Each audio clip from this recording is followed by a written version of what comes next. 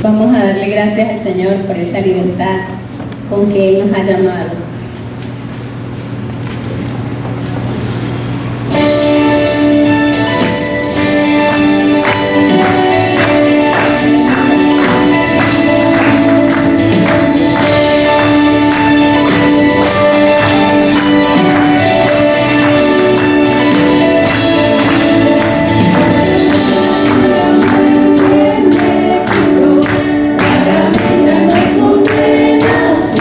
Ay,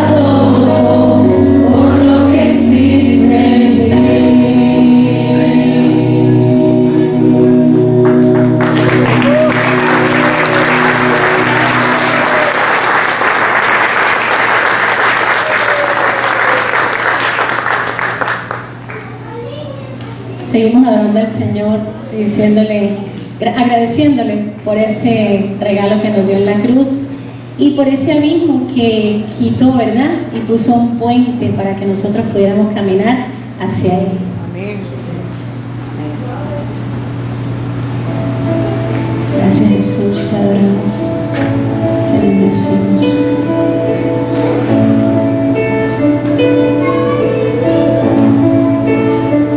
Cuán grande abismo entre nosotros, cuán alto monte valle escalar, con desespero volví al cielo y en la noche te hice llamar.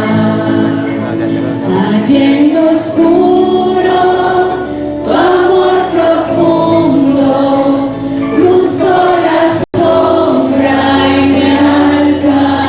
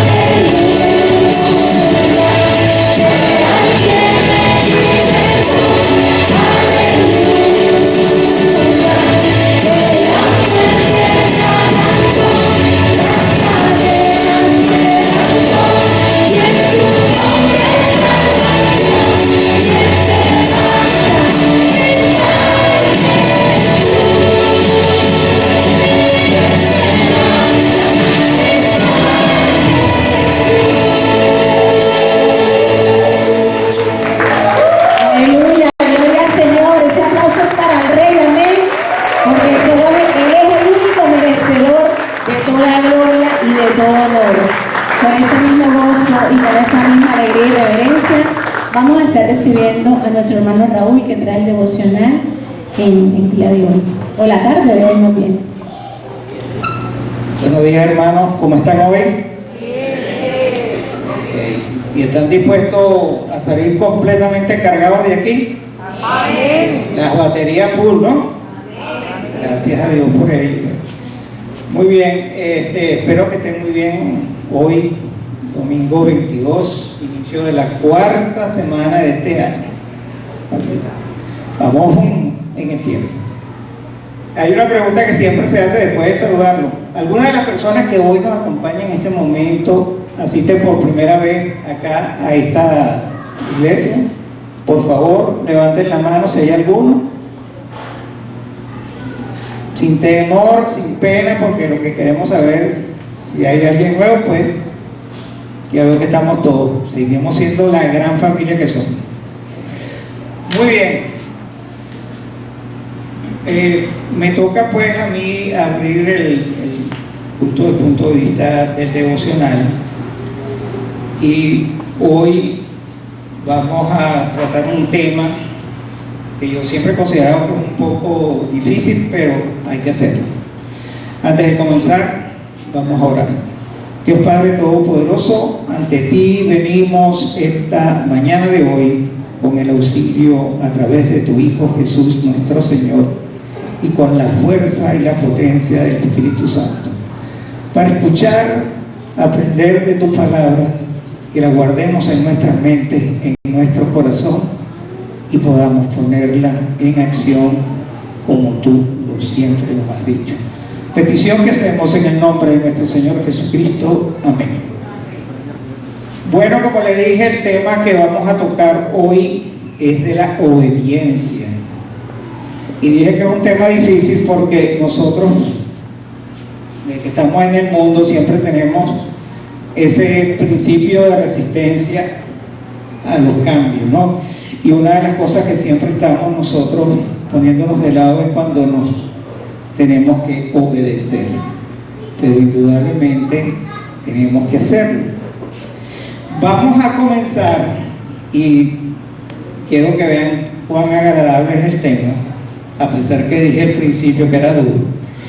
Lo vemos en el primer libro de Samuel, uno de los más grandes profetas de Israel, en el capítulo 15, versículo 22, y dice: y Samuel dijo: se complace Jehová tanto en los holocaustos y víctimas como que se obedezca a la palabra de Jehová. La respuesta: ciertamente el obedecer es mejor que los sacrificios, y el prestar atención que la grosura de los carneros. Aquí nos está indicando que es mejor agradar a Dios obedeciéndolo que estar haciendo sacrificios. Bien, vale. Otra versión, que es la Dios habla hoy, es muy clara cuando nos dice: entonces Samuel dijo: más le agrada al Señor que se le obedezca y que no se le ofrezcan sacrificios y holocaustos. Vale más obedecerlo y prestarle atención que ofrecerle sacrificios y grasa de carnero. Aquí ya estaba el primer llamado para que nosotros hiciéramos cosas que son agradables a Dios, y una de ellas es justamente obedecer. Pero ¿qué es la obediencia? La obediencia es la acción de cumplir un mandato o una orden. Nosotros, a lo largo de ver en la palabra de Dios, en la Biblia, tenemos una cantidad de sinónimos como son sumisión, acatamiento, subordinación y sometimiento. Y podemos decir que hay dos tipos de obediencia. La primera es la que los hombres, los ángeles y la naturaleza le deben a Dios. Y la segunda, la que los hombres deben para con los hombres, o sea, también. Ahora, la obediencia tiene los siguientes componentes, ¿no? Puede ser voluntaria u obligatoria. Puede ser completa o parcial. Puede ser sin entusiasmo o de todo corazón. Entonces ahora viene una pregunta: ¿a quién se debe obedecer? Oigo, a Dios. Esa es la primera. Está dicho de lo que dije. Es aquella que los hombres, los ángeles y la naturaleza le debemos a Dios. Y esto queda ratificado en el libro de los Hechos, capítulo 5, versículo 29, y lo leo. Dice: respondiendo Pedro y los apóstoles dijeron: es necesario obedecer a Dios antes que a los hombres. Fíjense qué interesante, ¿no? Porque no es una obligación, como lo podemos leer en otras Biblias que dicen tienes que. Aquí nos da la oportunidad de que lo convertamos en una necesidad. Y cuando nosotros sentimos una necesidad, vamos, la buscamos y salimos satisfechos. Nos produce agrado. Y si nos agrada a nosotros, también le agrada a Dios. Esa es la primera, pero la segunda parte dice que también debemos obedecer a los hombres.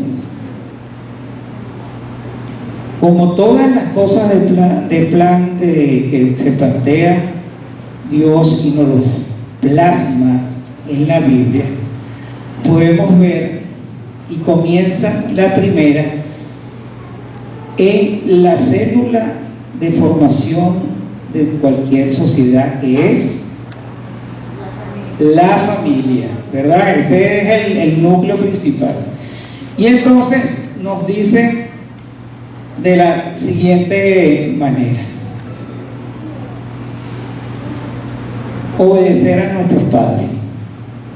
En Efesios, el apóstol Pablo, capítulo 6, de versículos del 1 al 3, nos dice: hijos, obedeced en el Señor a nuestro Padre, a vuestros padres, porque esto es justo.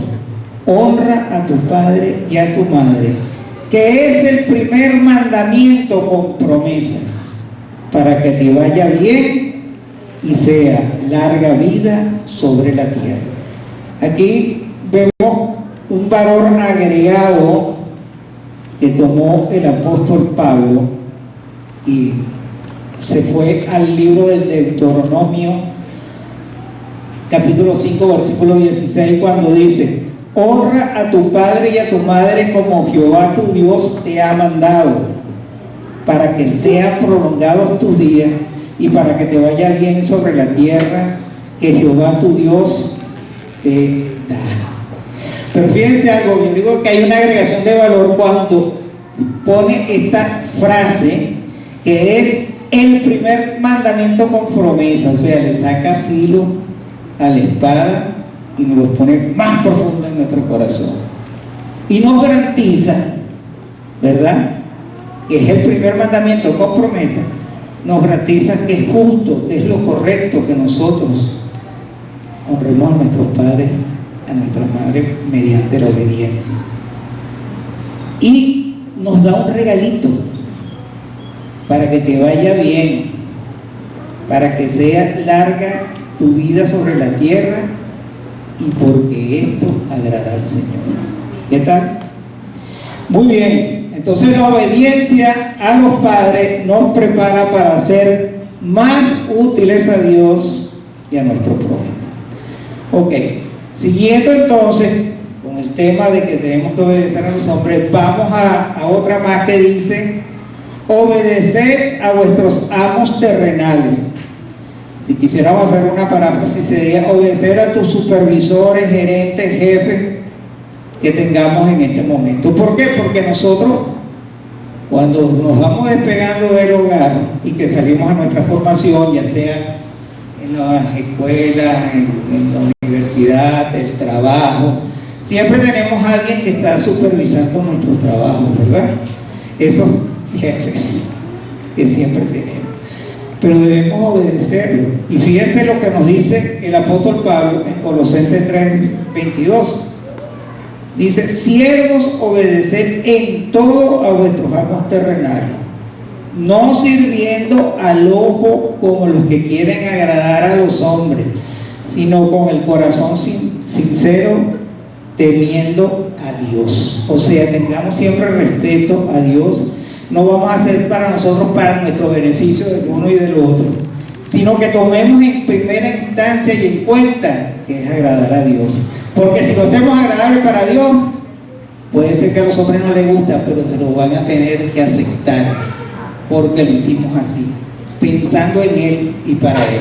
Cuando uno llega y dice, Señor, los trabajos que voy a hacer mañana, pasado, lo voy a hacer en tu nombre, mira, las cosas salen, pero facilitas. ¿Por qué? Porque Él está ahí con nosotros, ¿verdad? Porque se me olvidó decirles que en el punto anterior, Jesús nos dijo, si tú me sigues a mí, pasas a ser mi amigo y guardas mis mandamientos. Entonces, ¿a quién vamos a recurrir? El primer socio que tenemos nosotros en toda nuestra actividad es Jesús. Y debemos decirle también a los otros hombres que nosotros estamos bajo el cuidado del Señor. También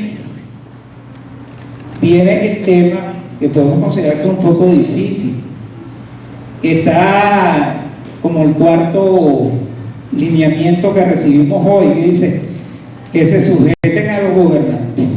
Dios puso a los gobernantes porque Él así lo planeó, ¿verdad? Y tenemos que tener mucho cuidado. Y fíjense que en el Romanos 13:1 dice, sométase toda persona a las autoridades superiores. En otras palabras, que nos enfoquemos a los gobernantes, a las autoridades. Y es fácil para hacer una vida pasada y va como cristiano. Pero el mismo apóstol Pablo, en la carta a Tito, capítulo 3, versículo 1, dice así, recuerden que se sujeten a los gobernantes y autoridades, que obedezcan y que estén dispuestas a toda buena obra. Así que nos da el chance de nosotros que le reclamemos a nuestros padres si están fallando, a nuestros jefes si están fallando y a nuestros gobernantes si están fallando. O sea, nos da ese que mantengamos equilibrio en nuestra relación.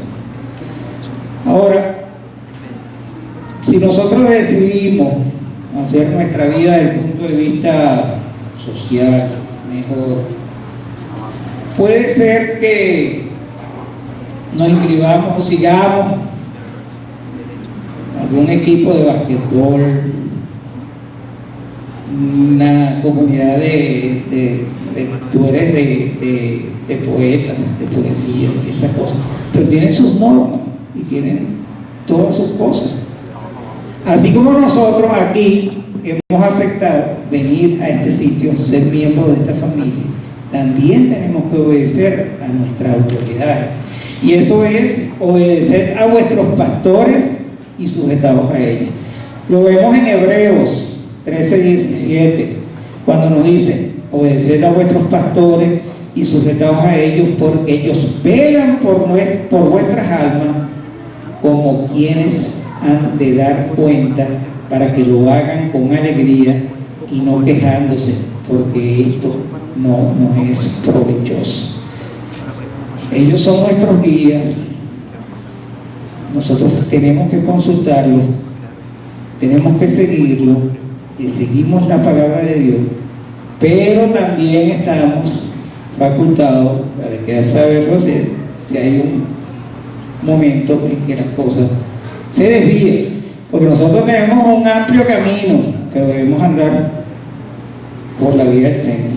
Tenemos nuestros extremos superiores, nuestros extremos inferiores, y en esas dos bandas nos podemos mover. Pero que no vayamos a andar así como las maquinitas, los juegos de maquinitas, que ellos que llaman pinball, pues que eso no se ve ahora, que esa bolita que andaba por todos lados. Tenemos que tratar de andar por el medio.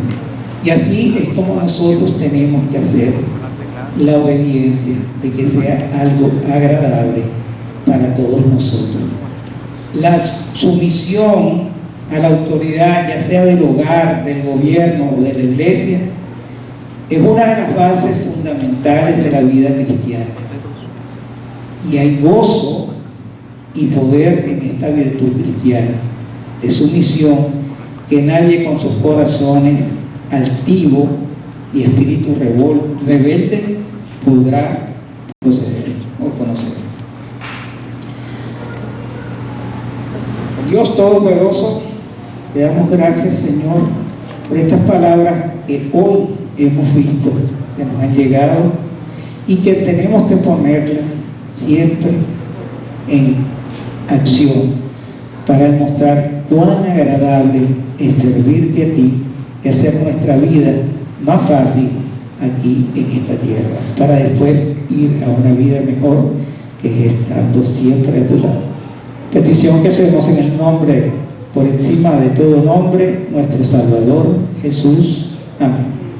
Amén. Dice Gálatas capítulo 4, versos 1 al 11. Pero también digo, entre tanto que el heredero es niño, en nada difiere del esclavo, aunque es señor de todo, sino que está bajo tutores y curadores hasta el tiempo señalado por el Padre. Así también nosotros, cuando éramos niños, estábamos en esclavitud bajo los rudimentos del mundo, pero cuando vino el cumplimiento del tiempo, Dios envió a su Hijo, nacido de mujer y nacido bajo la ley, para que redimiese a los que estaban bajo la ley, a fin de que recibiésemos la adopción de hijos. Y por cuanto sois hijos, Dios envió a vuestros corazones el espíritu de su Hijo, el cual clama, Abba, Padre.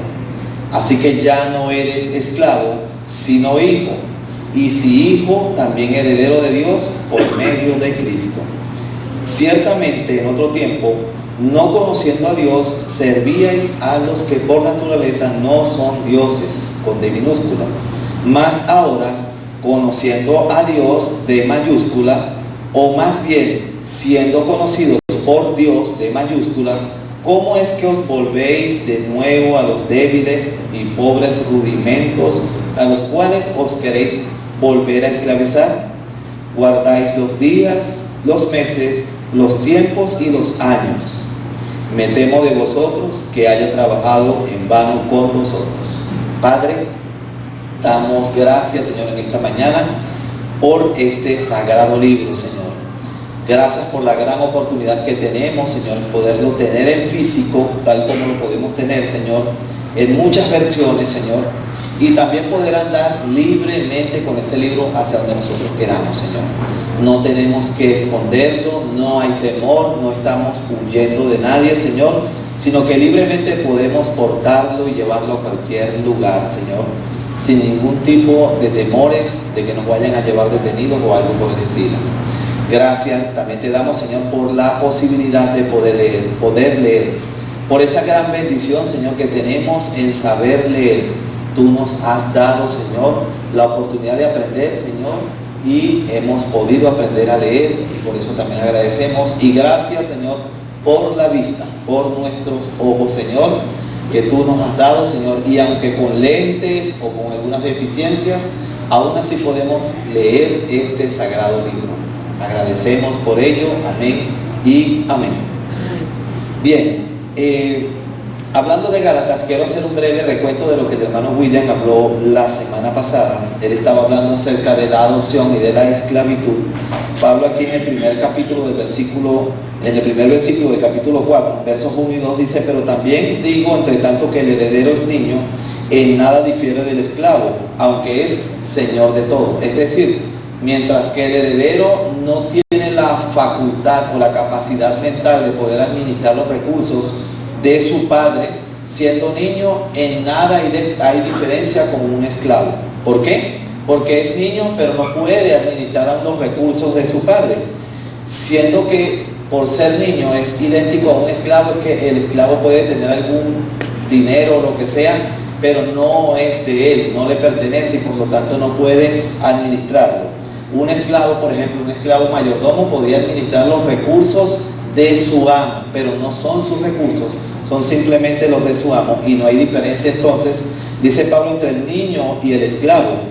El verso 2, sino que está bajo tutores y curadores hasta el tiempo señalado por el padre. Hay un guía para el niño, hay una persona que está educando, guiando, formando a ese muchachito hasta el tiempo en que el padre lo señale y diga, ya es el momento de soltar al muchacho, ya está hombre, ya está listo para que él mismo empiece a llevar las riendas de su destino y acerca de mis posesiones también. Mientras tanto seguirá siendo un niño. Verso 3, así también nosotros, cuando éramos niños, estábamos en esclavitud bajo los rudimentos del mundo. Es decir, cuando todos estábamos, no pequeñitos, porque nos quedamos algunos pequeñitos, pero cuando éramos niños, teníamos que estar sujetos a nuestro papá y a nuestra mamá. Cosas como, no vas a ir al parque solo, no vas a jugar con eso, no agarras esto, no tienes esto, no lo otro. Entonces habían esos rudimentos que nos impedían hacer cierta cosa. No es porque los padres sean o hayan sido malos, sino que era el bien para nosotros, lo que sea mejor para nosotros. Entonces ellos nos guiaban de esa manera. No puedes agarrar un cuchillo, no hagas las hojillas, cuidado con las tijeras, ese tipo de cosas, ¿cierto? Entonces había rudimentos que nos impedían hacer cierta cosa que nosotros quisiésemos hacer. Obviamente esos rudimentos eran para bien, no eran para dañarnos, sino más bien para que pudiesen cuidarnos a nosotros. En el verso número 4 dice, pero cuando vino el tiempo, el cumplimiento del tiempo, Dios envió a su Hijo, nacido de mujer y nacido bajo la ley. Cuando se acercó ese tiempo de Dios, en este caso sería el tiempo Kairos, ¿cierto? Que es el tiempo de Dios y no el tiempo Cronos, de donde se deriva la palabra cronómetro, no el tiempo Cronos del hombre, sino el tiempo perfecto de Dios. Él envió a su Hijo. No el tiempo en que nosotros queremos que las cosas sucedan. Cuando usted dice, no, es que tiene que suceder porque yo ya oré y la Biblia dice esto y dice la otra y debe suceder. No, no en ese tiempo, sino en el tiempo Kairos de Dios. Dice la Escritura acá, el verso 4, que cuando llegó ese tiempo, Dios envió a su Hijo. Lo envió con una misión. La misión era hacerse también esclavo. Esclavo de los mismos rudimentos que usted fue esclavo. Esclavo también de muchas situaciones de las cuales usted es esclavo. Como hombre sujeto a las mismas debilidades que usted y yo tenemos. Como hombre que tiene necesidades de descanso, de alimentación y cualquier otro tipo de cosas, vino Él para hacerse esclavo y luego de haberse hecho, o mejor dicho, luego de haber nacido de mujer, nacer también bajo los rudimentos de la ley, bajo el precepto de ser una persona que está bajo la ley y tener que cumplir también esos rudimentos, tanto de la ley mosaica como los rudimentos familiares, donde se le exigía y se le prohibía hacer ciertas y cuales cosas. Él vino entonces a sujetarse a todo lo que nosotros hemos tenido que sujetarnos. Vino como esclavo para liberarnos a nosotros también de la esclavitud. ¿Cuál era la misión y para qué venía entonces? Versículo 5, para que redimiese a los que estaban bajo la ley. Primero vino a redimir a todos los que estaban bajo la ley, a hablar de la ley y a decirles las cosas de la ley son buenas y otras cosas que los hombres han agregado o añadido a la ley no son buenas. La iglesia de Galacia, como ustedes sabían, estaba siendo atacada por un grupo, digamos, de hermanos que habían salido desde la iglesia de Jerusalén, y el ataque era que tenían que volver a muchos rudimentos de la ley. Y Pablo estaba haciendo acá una memoria acerca de Jesús, estaba trayendo al momento lo que Jesús había venido, y era en cuanto al cumplimiento de la ley, porque él nació bajo los estamentos de la ley, verso 5, para que redimiese a los que estaban bajo la ley. Es decir, los que estaban bajo la ley, que parecía que era lo mejor, también estaban siendo esclavos. La palabra que Pablo usa acá es para redimir, y la palabra redimir tiene que ver con pagar un precio, con liberar. Si ustedes van al Antiguo Testamento y ven lo que sucedía en el Antiguo Testamento, se ofrecían carneros, machos cabríos, palomitas y una serie de animales para cubrir el tapado, cubrir el pecado. Expiar era la palabra que se usaba. Se usaba expiación, que era simplemente cubrir. El pecado seguía estando allí, pero simplemente se cubría. Hebreos dice que y Dios pasaba por alto los pecados de esa generación. Pasar por alto en nuestro contexto hoy en día es como cuando usted le prohíbe a un muchachito que haga algo, no vas a hacer esto por tal situación, y usted ve que lo hace y usted dice, listo, se merece que yo lo corrija, pero de repente usted dice, bueno, voy a hacerme como el loco, voy a hacerme como el que no vi nada, ¿sí? ¿A cuánto les ha pasado eso? Que entonces uno que, bueno, voy a dejarle pasar esta, no le voy a decir y voy a hacerme que no, o a darme por entendido de que no supe de nada de eso, algo así. Entonces eso es lo que Dios hacía, dejaba pasar hasta que vino el cumplimiento de los días. Ya no era para expiar más el pecado de cada uno, para cubrirlo, ya no se requería más sangre, sino era con el fin ahora de comprarlos. Jesús vino con la misión o con el propósito de pagar un alto precio por cada uno de nosotros. Fue por eso que era necesario que Jesús viniera y muriera en la cruz del Calvario, porque éramos esclavos. La pregunta usted dice, no, pero yo nací en un país libre, Venezuela es un país libre de esclavitud, pero éramos esclavos del pecado. ¿Y servíamos a quién? Al que por naturaleza ha sido malo desde el principio, a Satanás. Éramos esclavos entonces de todo lo que Satanás nos pedía que hiciésemos y de todo lo que nuestra carne quería que nosotros hiciéramos. Éramos digamos, esclavos de muchas debilidades y esclavos totalmente del pecado. Este versículo número 5, donde dice que vino para que redimiese, entonces fue para que comprara y pagara el precio. Ya perteneces a otra persona y dejas de ser esclavo. En la antigüedad, eso lo explicó el hermano William días atrás, estaba diciendo el hermano William que se pagaba un alto precio y se le daba al esclavo la libertad. ¿Cuánto cuesta el esclavo? Cuesta tanto. Se pagaba el precio y se podía entregar entonces en libertad. La palabra era agorazo cuando eras cautivo y hexagorazo cuando alguien pagaba el dinero y te daba, mira, este papel certifica que tú eres un hombre libre, aquí está, yo lo pagué y eres un hombre libre, váyase a hacer lo que usted quiera hacer y cualquier situación usted presenta el papel de que ya usted es un hombre libre, ya alguien pagó el precio por usted váyase tranquila. La palabra hexagorazo daba a entender que ya estaba fuera del mercado de venta.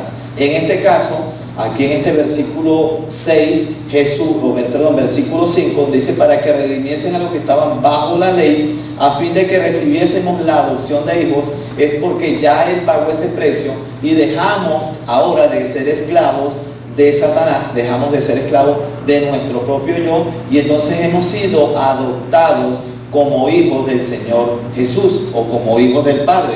Somos ahora adoptados y aquí es donde se habla de una doctrina fundamental de la cual tratamos en Efesios y se trató también en Romanos en la sede acerca de la adopción. Cuando se adopta a una persona básicamente o a un niño, en este caso en nuestro contexto aquí venezolano, usted tiene que cubrir todos los gastos que ese niño tiene. Obviamente hablo de adoptar a un niño porque es nuestra cultura y usted se está imaginando seguramente, es que claro, yo adopto a un niño, yo no voy a adoptar a un adulto.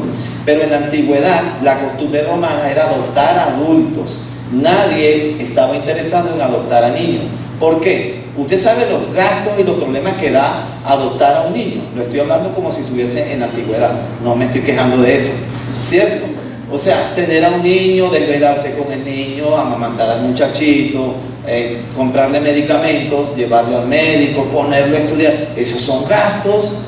¿Verdad que sí? Si usted tiene que adoptar y estamos en el contexto antiguo, no estamos en este contexto, entonces los romanos dicen, yo no quiero gastos, yo no quiero adoptar a un niño que me va a dar problemas. ¿Recuerdan ustedes cuando hablamos del tema de los niños en la cultura romana? Un niño valía el precio que el padre le daba, porque la ley no le daba ningún tipo de valor. Si nacía una hembra, el padre sencillamente le decía a la mamá, deshazte de ella, haz lo que quieras hacer con ella. Esa era la cultura romana. Desastre, decían tírala, y la palabra tirarla era ir a un despeñadero donde había un basurero y las mamás se paraban con los niños o los papás y lo lanzaban como si estaba botando el pañal del muchachito. Eso era la cultura romana.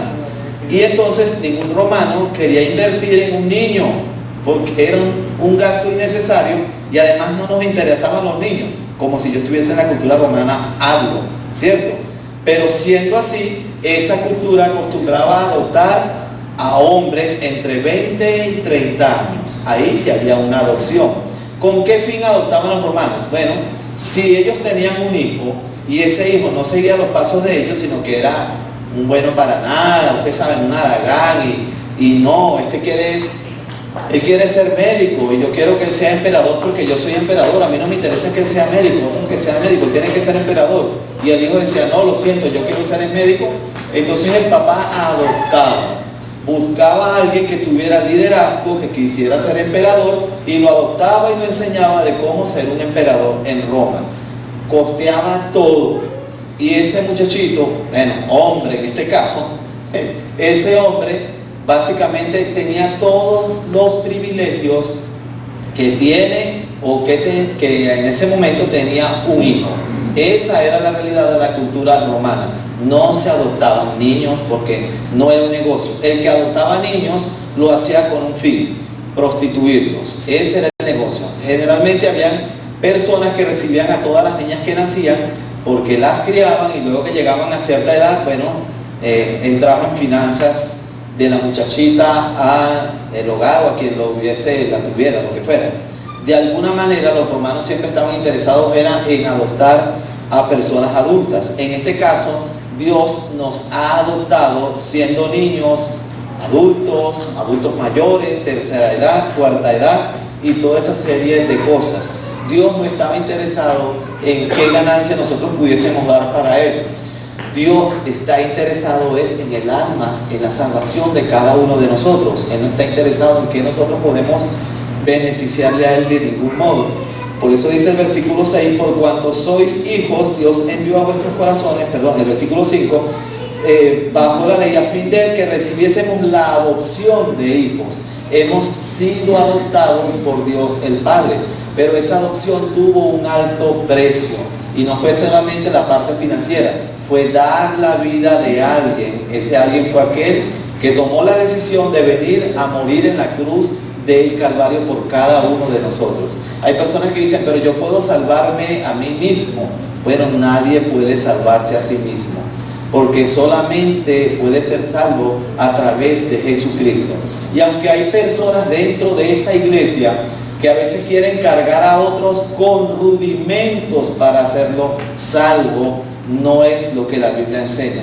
Cuando hablo de rudimentos es cuando se le exige a ciertas personas orar por tanto tiempo, y le hablo de 3 principios básicos que todas las iglesias enseñan, pero que algunos hermanos lamentablemente ponen como carga sobre otros. Tienes que vigilar X día, tienes que ayunar tal día, tienes que orar tanto tiempo. Entonces son cosas que esos hermanos que están fuera del contexto bíblico quieren cargar sobre otras personas para que las personas puedan creer que son salvas. La salvación, entiéndase bien, es solamente un acto donde Jesús dio la vida en la cruz del Calvario, donde usted se apodera de ella por el creer en fe, se arrepiente y cree en el Señor Jesús. Cuando yo voy a Dios en oración, no lo voy porque estoy obligado a orar. Yo voy a Dios en oración porque en un corazón agradecido digo, Señor, te doy las gracias por esto, te doy las gracias por la construcción de la sede. Yo no voy porque, Señor, qué fastidio venir a darte las gracias por esto. No, yo voy y usted debe ir al Señor en oración con un corazón de agradecimiento por lo que Dios ha hecho o está haciendo o está obrando en una persona. Es una oración que nace del corazón y no una oración que viene impuesta porque alguien me está exigiendo orar. Yo voy como un hijo suyo a llevar delante de Él, como diría el Salmo, mi súplica o mi queja. La llevo delante del Señor y no me siento obligado para hacerlo. Cuando yo decido que quiero ayunar, yo lo hago por voluntad propia y no porque alguna persona me diga, mira, los días de ayuno nuestro tienen que ser los viernes, pero ya va, yo los viernes no puedo ayunar, yo estoy muy ocupado el día viernes y es difícil. No, usted tiene que ayunar conmigo el viernes, si no, ay, no sé en qué Dios te vas a meter con Dios. Ay, Dios mío, ayúdalo. Virgen María, ayuda a este hombre porque no sé lo que le vaya a sobrevenir. No se trata de eso. Se trata de que todos son libres en Cristo. Y como libres en Cristo, usted decide qué día, si usted quiere de alguna manera, en agradecimiento al Señor, ofrecer un día, un rato en ayuno, usted lo hace, pero con la libertad que debe tener en Cristo, no con la obligación de que alguien se lo quiera imponer. O el tema de la vigilia, hay que vigilar tantas horas, no puedes dormir en la vigilia, tiene que ser una vigilia de pura oración o ciertas cosas. Yo amo, les soy honesto, las vigilias de la Comunidad de la Gracia, porque, hermano, a mí me gusta dormir temprano. Yo soy, hermano, como las gallinas, imagínense. Yo quiero acostarme temprano. Yo, eso sí, en ese sentido me encanta dormir desde temprano. No es que duermo mucho, sino que me gusta acostarme temprano. No sé, ese ha sido un hábito en mí. Yo no puedo ser nocturno, yo no puedo acostarme a las 12 de la noche. Si me levanto siento que no dormí nada. Entonces estoy acostumbrado así. Yo he hecho vigilias de toda la noche, pero créanme, qué difícil. Como hombre hablo, diría Pablo, lo hablo como hombre. Yo no voy a decir, qué glorioso hacer vigilia todas las noches. No puedo decir algo que es mentira. La realidad es que vigilar. Admiro a las personas que les encanta hacer vigilia toda la noche. ¿Saben qué? Los respeto, porque lo hacen para el Señor. Pero lo que no me gusta es cuando hay imposiciones sobre las personas acerca de estos 3 principios básicos que tienes que seguir para ser salvo. Y entonces ponen esa normativa como un elemento más a la salvación, que era básicamente lo que los judaizantes estaban haciendo en la iglesia de Galacia. Estaban obligando a los hermanos de Galacia, los cuales eran, imagínense ustedes, gentiles, no eran judíos, los estaban obligando a judaizar, guardar ciertos rituales, guardar ciertas fiestas y hacer cierta cantidad de cosas para que ellos pensaran que así alcanzaban la salvación. ¿Saben? En Cristo somos libres y para alcanzar la salvación se requiere simplemente creer en el Señor Jesús. Lo demás son cosas que pueden irse añadiendo, pero si hay algo que es importante que todos entendamos, es que en Cristo Jesús somos libres y que para la salvación no se necesita más nada, pero más nada. Cuando yo siempre insto a leer la Biblia, lo hago con un fin en mente. Para el crecimiento de cada uno de ustedes es necesario leer la Biblia. Es como decir que a un niño de 6 meses se le mantiene hasta los 6 meses, mandan los médicos a darle pecho.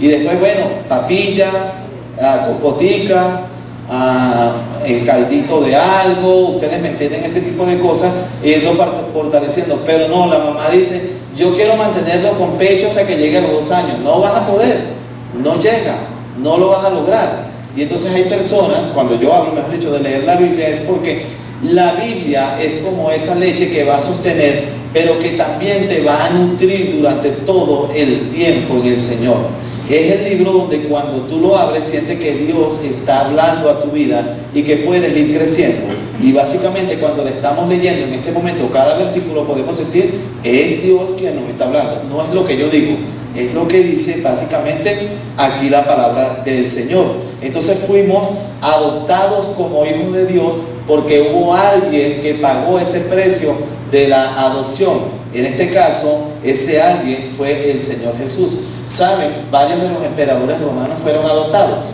varios de los césares fueron adoptados, y fueron adoptados por 2 razones. Una, o no tuvieron varones. 2, los varones que tuvieron no servían para ejercer, digamos, el ser un emperador en Roma, y ellos entonces adoptaban a alguien para que fuera el sucesor de ellos. Versículo 6, y por cuanto sois hijos, imagínense ustedes son hijos ya de Dios, no son esclavos del pecado, dice acá el versículo, Dios envió a vuestros corazones el Espíritu con E mayúscula de su Hijo. Si se dan cuenta, cuando había una adopción en esa época tenía que haber un testigo o testigos viendo que estaba siendo adoptado una persona. En este caso el testigo de esa adopción es el Espíritu Santo, a quien Dios envió a vuestros corazones, dice acá, de su Hijo, el cual clama, Abba Padre. Es por eso que cuando venga a tu mente una voz que te diga, tú no sirves para nada, ya volviste a fallar, ni siquiera vas a ser salvo, ¿quién te asegura que vas a ir al cielo si ya hiciste X cosa? o todo ese tipo de cosas que vienen, ustedes saben, los dardos del enemigo, como se le llama en Efesios, cuando esos dardos empiezan a venir, usted puede decir, no, hay un testigo de que yo soy hijo de Dios, y ese testigo es el Espíritu Santo. Y dice acá que clama Abba Padre. La palabra Abba Padre es como un diminutivo cariñoso, ¿no? Como cuando usted dice papi, papaíto, o papá, o no sé cómo usted le llama a su papá, ¿verdad? Aunque uno después, ya de cierta edad, bueno, yo nunca usé la palabra papi porque mi papá me hubiese dejado sin dientes, pero si hay hombres que digan papi, ya después de cierta edad, a ellos les empieza a dar pena y dicen, oye, a decir papi, ¿qué van a pensar? Y usted oye un hombre que le dice papi y usted voltea, ¿qué es eso? No, porque así somos en nuestra cultura.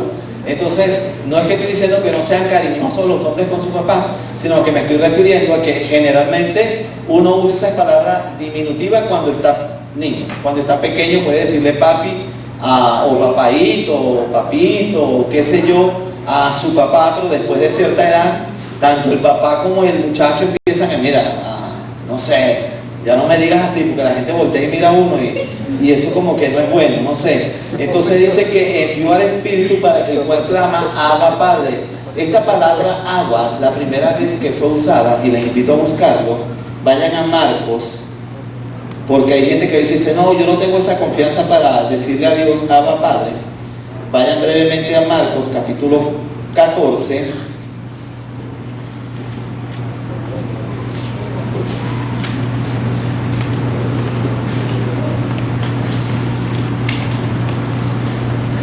Marcos 14, 36, dice 35, leámonos desde el 35 para tener un contexto de lo que estamos leyendo. Yéndose un poco adelante, se postró en tierra y oró que si fuese posible, pasase de él aquella hora. Y decía, Abba, Padre, todas las cosas son posibles para ti, aparta de mí esta copa, mas no lo que yo quiero, sino lo que tú. La primera persona en usar la expresión Abba, entonces fue en este caso el mismo Señor Jesús, quien fue en oración a Dios ese momento triste y duro donde él estaba en el huerto de Getsemaní y sabía, se acerca la hora en que vienen los soldados a prenderme o a agarrarme, a atraparme, y la hora de morir. Entonces él oró al Padre con ese gesto de cariño, Abba Padre o Abba Papaito. También esa palabra fue usada en Romanos capítulo 8, versículo 15, donde dice, Romanos 8, 15, dice de la siguiente manera, pues no habéis recibido el espíritu de esclavitud, ¿verdad?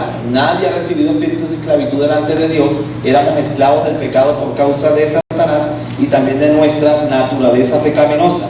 Dice, no habéis recibido el espíritu de esclavitud para estar otra vez en temor, ¿cierto? Sino que habéis recibido el espíritu de adopción por el cual clamamos Abba Padre, ¿sí? Entonces quiere decir de que en Cristo Jesús somos libres y podemos ir a Él en una actitud de oración no impuesta por nadie, sino una actitud de oración que nace de un corazón agradecido, que si usted quiere levantarse a las 3 de la mañana a orar y dar gracias al Señor, tenga la libertad de que lo pueda hacer y no que tiene que levantarse y orar a las 5 de la mañana porque eso dice, o si usted de repente es nocturno y se despierta a las 9 de la mañana, usted pueda orar a Dios el Padre a las 9 de la mañana, pero en una actitud de agradecimiento a Dios el Padre y no en una actitud de obligación porque se debe hacer de tal o cual manera. Volviendo a Gálatas capítulo 4, que acá lo tengo, continuó y dice, por cuando sois hijos, Dios envió a vuestros corazones el espíritu de su Hijo, el cual clama, Abba Padre.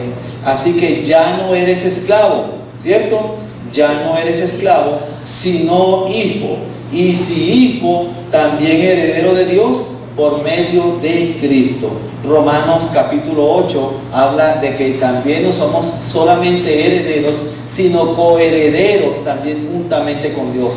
Lo que el padre o aquella persona que adoptaba, básicamente todo lo que él tenía pasaba a ser hijo también del adoptivo.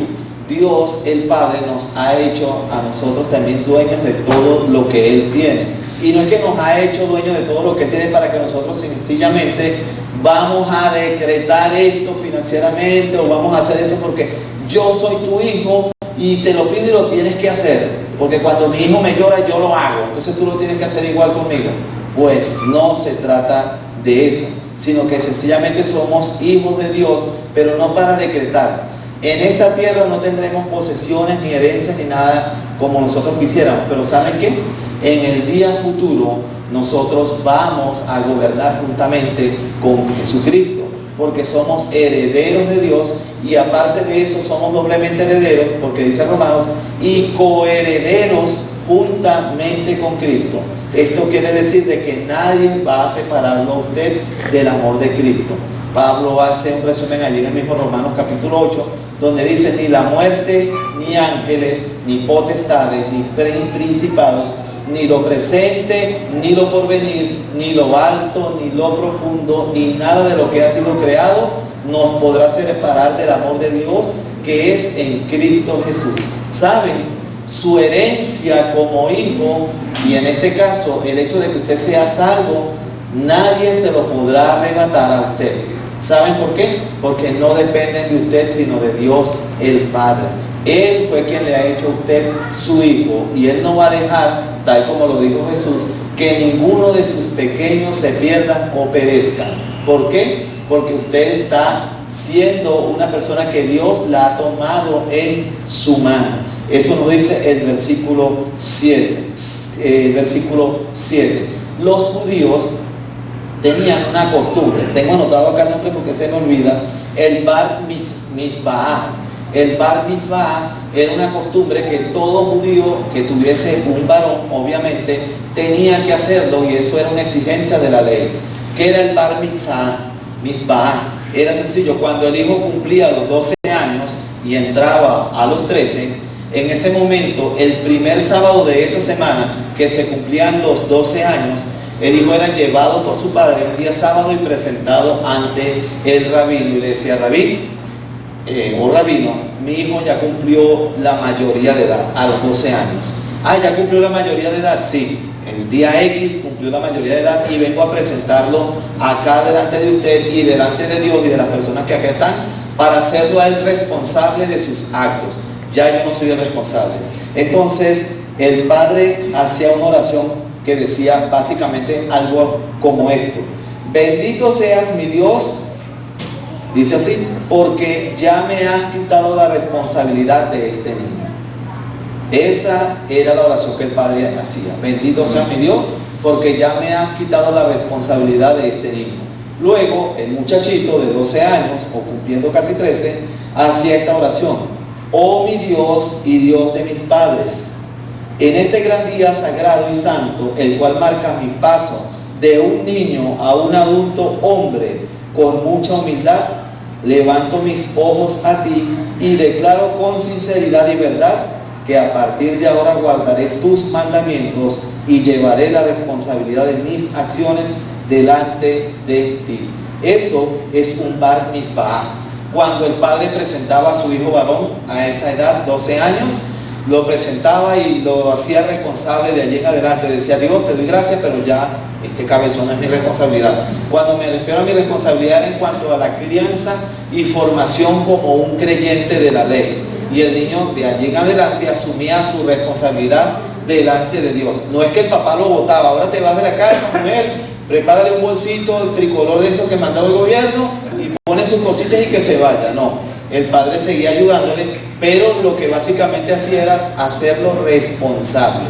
Usted se imagina que a veces vemos madres con sacaretones de 40 años y 30 años y ni siquiera le dicen: levanta el botellón y móntalo en el filtro, porque ay no, le va a salir al niño una hernia.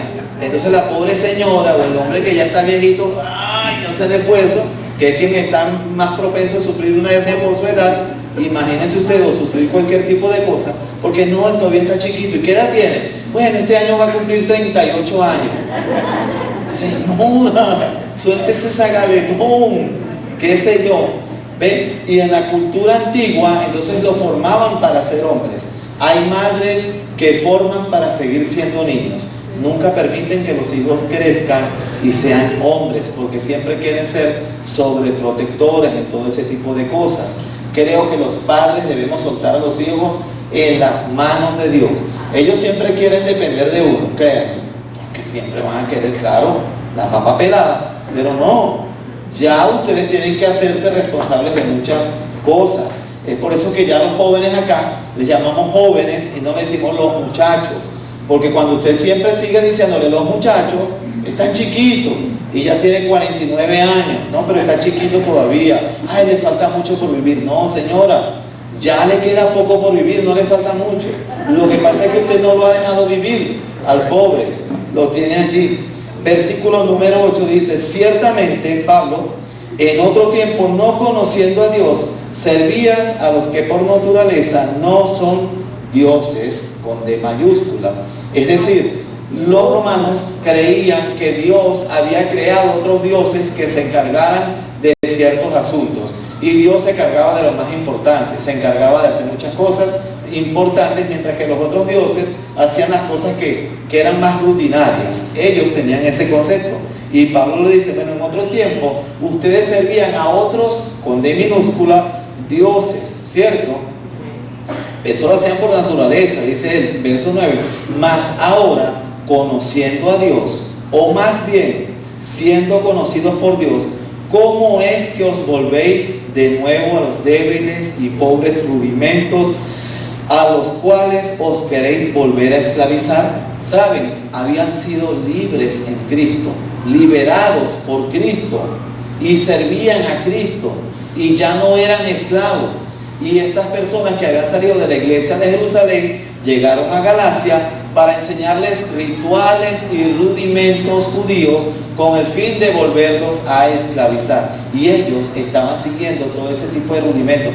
Ah, pero Pablo nunca nos dijo que había que guardar esta fiesta judía. Bueno, quizás a Pablo se le olvidó al pobre. Pablo está viejito y sabe, le han dado muchos golpes en la cabeza. Ya hay muchas cosas. Además ya no ve, ya con esta situación tan terrible de Pablo, pues ya es normal que cualquier cosa se le pase. Y empezaron a enseñar cierta cantidad de cosas que cuando Pablo se entera, dice, no, imagínense ustedes, verso 9, más ahora conociendo a Dios, o más bien siendo conocidos por Dios, ¿cómo es que os volvéis de nuevo a los débiles y pobres rudimentos a los cuales os queréis volver a esclavizar? Ustedes quieren volver atrás. Los que eran alcohólicos quieren volverse alcohólicos otra vez. Los que consumían ciertos estupefacientes quieren volver a eso. Los que estaban hundidos, inmersos en deudas y cosas de las cuales Dios de alguna manera les ha ayudado a salir, quieren volver a caer en eso. Todo ese tipo de cosas, quizás muchos de ellos querían volver, pero básicamente eran los rudimentos de la ley. Yo no creo, Pablo aquí su conversación o su escritura va entre el pasado, el presente y el futuro, y siempre divaga en los tres comentarios en cada uno de estos versículos. Pero Pablo dice, ustedes quieren volver al pasado, volver atrás a vivir en la antigüedad. Cónchale, qué gran error lo que ustedes quieren hacer. Verso 10 dice, guardáis, fíjense básicamente parte de los rudimentos, guardad los días, seguramente los días sábados, los meses, con seguridad las fechas, el mes de tal, el mes de Nisan, el mes de esto, las fiestas de tal o cual cosa, todo eso. Después le dice en el versículo 10, los tiempos, cada cosa que hay que hacer en un tiempo. Hoy es el tiempo de hacer esto, y los años. Hoy es el año de celebrar el Ramadán o de hacer tal o cual cosa. Ustedes quieren volver a todo el pasado. Es como las personas que le sirven a los ídolos. Bueno, hoy es el día de Santal y entonces hoy hay que prender una vela roja porque es el día de este. Mañana hay que prender una vela o hacer tal cosa porque es tal o cual día.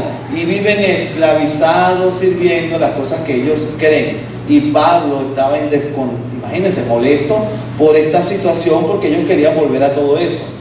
Es lamentable y lastimoso cuando uno tiene que decir estas palabras que Pablo dice en el versículo 11. Mas temo de vosotros que haya trabajado en vano con vosotros. Da como tristeza, ¿verdad? Lo que Pablo me haya dicho eso. Uy, eso me decepcionaste, Pablo. No te decepcioné. Pareciera que todos estos años con ustedes fueron pérdida de tiempo. Hubiese dedicado este tiempo más bien a jugar béisbol y a lo mejor fuera un prospecto para, no sé, para jugar caimaneras en el barrio o algo, lo que fuera, pero perdí el tiempo con ustedes, me da la impresión. Y no sé cómo ellos se sentirían, pero sí sería triste que alguien tuviese en algún momento que decirnos esas palabras. ¡Wow! Qué lástima, pero parece que contigo he perdido el tiempo, tanto esforzándome a enseñarte, no sé, cualquier cosa, olvidarte en los pies del Señor y ahora tener que decir que pareciera que estoy perdiendo porque perdí todo ese tiempo. Me temo de vosotros que haya trabajado en vano con vosotros. Yo estoy seguro que eso no pasa, o Dios no lo va a permitir, no sé, que pase en la comunidad de la gracia. Nuestro trabajo es enseñar la palabra de Dios. Hay personas que dicen, los pastores tienen que visitar, ese es su deber. Bueno, bíblicamente ese no es el deber de ningún pastor, eso no aparece en la Escritura. Lo que sí aparece en la Escritura, en el Sagrado Libro, es que el deber del pastor es velar y es enseñar la palabra de Dios. Y creo que eso es lo que nosotros tenemos que hacer acá, enseñar la palabra de Dios. Cuando los pastores se presenten ante el Señor, Dios no les va a pedir cuenta por los rudimentos, por todo ese tipo de cuentas, sino va a decir, ¿qué enseñaste? A ustedes los que están mentoreando o los que están enseñándole la palabra de Dios a alguien, Dios les va a pedir cuenta. A los que no están interesados en enseñar, no, yo no tengo tiempo para eso, ni en guiar a alguien a los pies de Jesús, Dios les va a pedir cuenta, porque Él les dio a ustedes una capacidad, una habilidad. Saben leer, eso es algo que deben ponerlo a la disposición de Dios, porque Él les va a pedir cuenta. Si sabías leer, ¿por qué no ayudaste a alguien? ¿Por qué no guiaste? Si tenías la capacidad de guiar. Dios, tranquilos, que no les va a pedir cuenta por cuánto ustedes tienen de dinero ni nada de eso, sino por cómo usaron el dinero, cómo lo invirtieron, cómo aprovecharon su dinero o lo que Dios les da a ustedes, cómo lo invirtieron para que la obra de Dios avanzara. Dios va a pedir cuentas por los hijos, cómo los formaron mientras estaban pequeños, no cuando sean viejos. Ya cuando son viejos ellos son libres, como hacían los judíos acá en el Bar Mitzvah, ¿cierto? Pero Dios va a pedirnos cuenta. Y cuando Pablo dice, me temo de vosotros que haya trabajado en vano con vosotros, suena así como un poquito dolorido, ¿no? Como adolorido Pablo, y también causa como cierta tristeza en uno. Gracias al Señor que Él no va a permitir, según su voluntad, que ninguno de nosotros tengamos que pasar por esto, que ninguno de nosotros tengamos que oír las palabras de alguien que nos diga, cónchale, me equivoqué contigo, no eres lo que yo esperaba, siempre y cuando usted ande en el camino del bien y esa persona quiera guiarlo a usted también por el camino del bien. Obviamente estamos en el contexto bíblico. Señor, te damos gracias en esta tarde porque sabemos, Señor, que de alguna manera tú has dado dones y capacidades a la iglesia, Señor. Y básicamente la bendición que tenemos en poder leer y tener este libro, Señor, para que este libro nos guíe, Señor. No lo que nosotros hablamos desde acá, sino lo que tu palabra dice y enseña. La responsabilidad que cada uno de nosotros tiene a partir de este momento, que entendemos y ya sabemos que somos tus hijos y ya no esclavos del mundo ni esclavos del diablo, sino que somos adoptados tus hijos, Señor, para ser hechos semejantes a Cristo y vivir una vida de integridad como la que el Señor Jesús vivió. Señor, que podamos ser testimonio a otras personas, Dios mío, que podamos dejar atrás nuestra forma de ser, Señor, nuestra mala conducta, el hecho de quejarnos tanto, de criticar a otras personas, de criticar a la pareja y ver solamente sus defectos y no ver las cualidades que tú has puesto también en ellos, Señor. De criticar, Señor, al que hace el bien, que también generalmente lo hacemos, Señor. Y que podamos de alguna manera estar tranquilos y contentos con lo que tú nos has dado, Señor. Y ser un testimonio vivo, viviente y eficaz, Señor, de tu palabra, usando cada don y cada talento para tu gloria, Señor. No quisiera jamás, Señor, tener que presentarme delante de ti y ser hallado desnudo delante de ti, Señor. Sino como dice Pablo, ser hallados vestidos, Señor, delante de ti. Y poder decir, o poder escuchar las palabras tuyas cuando digan, ven, buen siervo fiel. Ese sería y debería ser, y es mi oración, Señor, por cada una de las personas que acá están, Señor, que puedan ser presentados delante de ti vestidos y que tú puedas decir de cada uno de ellos esas palabras. Ahora especialmente que se los hago básicamente responsables acerca de su conocimiento de que son hijos y también herederos tuyos, de tu riqueza, Señor, y también de que van a gobernar contigo y que también son coherederos juntamente con Cristo de todas las cosas. En el nombre de Jesús agradecemos. Amén y amén. Dios les bendiga.